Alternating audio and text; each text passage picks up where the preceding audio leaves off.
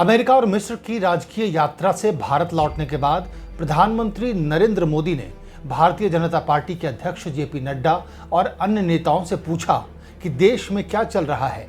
बताया जा रहा है कि इस सवाल के जवाब में जेपी नड्डा ने कहा कि देश खुश है। हालांकि शनिवार को मणिपुर हिंसा पर हुई सर्वदलीय बैठक के बाद विपक्ष लगातार मोदी सरकार पर हमलावर है। नमस्कार, मैं हूं राकेश और आप देख रहे हैं पॉइंट ऑफ व्यू।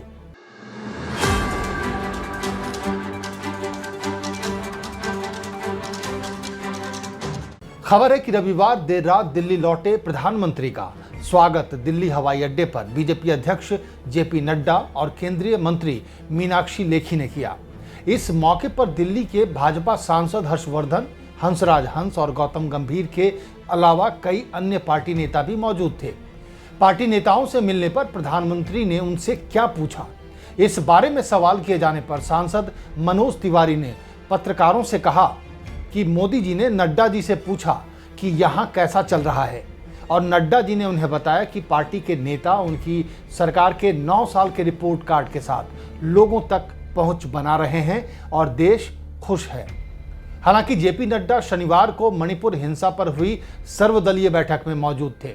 बैठक के बाद ज्यादातर विपक्षी पार्टियों ने मणिपुर पर पीएम मोदी से चुप्पी तोड़ने की मांग की थी। अमेरिका में भी व्हाइट हाउस में स्वागत और रात्रि भोज कार्यक्रम के दिन मणिपुरी लोगों ने वहां पर प्रधानमंत्री का विरोध किया था। इसके बावजूद जेपी नड्डा का यह कहना कि देश में सब खुश हैं, ये बात कुछ समझ नहीं आई। खैर, जेपी नड्डा ने जो बताया वो तो रात की बात थी। सुबह कांग्रेस के अध्यक्ष मल्लिकार्जुन खड़गे ने प्रधानमंत्री पर हमला बोलने में देर नहीं की। मणिपुर मुद्दे को लेकर खड़गे ने ट्वीट किया जिसमें लिखा था, ऐसी खबर चल रही है कि आखिरकार मणिपुर पर गृह मंत्री ने प्रधानमंत्री मोदी जी से बात की है। पिछले 55 दिनों से मोदी जी ने मणिपुर पर एक शब्द नहीं कहा। पूरा देश उनकी मणिपुर की बात सुनने का इंतजार कर रहा है। खड़गे ने अपने ट्वीट में कांग्रेस की ओर से पीएम के सामने 5 मांगे भी रखी।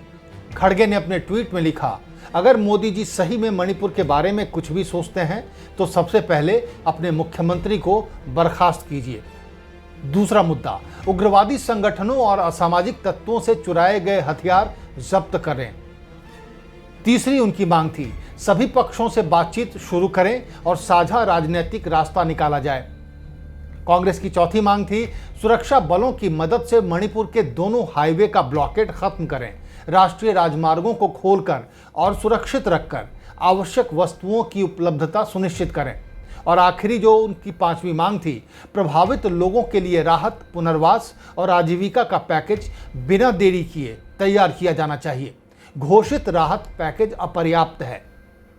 इसके साथ ही खड़गे ने लिखा कि बीजेपी और मोदी सरकार का कोई भी प्रोपेगेंडा मणिपुर हिंसा में उनकी घोर विफलताओं पर पर्दा नहीं डाल सकता। वैसे प्रधानमंत्री ने दिल्ली पहुंचते ही सोमवार को एक महत्वपूर्ण बैठक की। इस बैठक में गृह मंत्री अमित शाह, वित्त मंत्री निर्मला सीतारमण समेत कैबिनेट के कई मंत्री मौजूद थे। उम्मीद है कि इस मीटिंग में गृह मंत्री ने पीएम को मणिपुर पर हुई सर्वदलीय बैठक का ब्यौरा भी दिया होगा। वैसे इस बैठक में मणिपुर को लेकर क्या हुआ, इस जानकारी की प्रतीक्षा है, लेकिन बैठक के कुछ देर बाद ही यह जानकारी आई कि प्रधानमंत्री नरेंद्र मोदी 27 जून को मध्य प्रदेश के दौरे पर रहेंगे। पीएम मोदी रानी कमलापति रेलवे स्टेशन पर 5 वंदे भारत एक्सप्रेस को हरी झंडी दिखाएंगे। पीएम मोदी राष्ट्रीय सिकल सेल एनीमिया उन्मूलन मिशन का भी शुभारंभ करेंगे। यानी कांग्रेस और विपक्ष कुछ भी कह ले, लगता है प्रधानमंत्री के एजेंडे में अभी भी मणिपुर नहीं है। इसलिए देश में हो या विदेश में प्रधानमंत्री को मणिपुर के लोगों के प्रदर्शन से भी कुछ फर्क नहीं पड़ता। वैसे बीजेपी का एजेंडा साफ है, अगर मध्य प्रदेश जीत गए तो मणिपुर की हिंसा को कौन याद रखेगा। और मणिपुर में तो वैसे भी बीजेपी की सरकार फिलहाल चल ही रही है। ऐसे में उसकी प्राथमिकता चुनाव और चुनावी राज्य ही होंगे, मणिपुर नहीं। क्या आपको भी लगता है कि प्रधानमंत्री को मणिपुर पर अपनी चुप्पी तोड़नी चाहिए? क्या प्रधानमंत्री जो नॉर्थ ईस्ट से बेइंतहा प्यार करने और वहां का विकास करने का दावा करते हैं, उन्हें इस मुश्किल वक्त में मणिपुर के लोगों की हिम्मत बढ़ाने इम्फाल जाना चाहिए?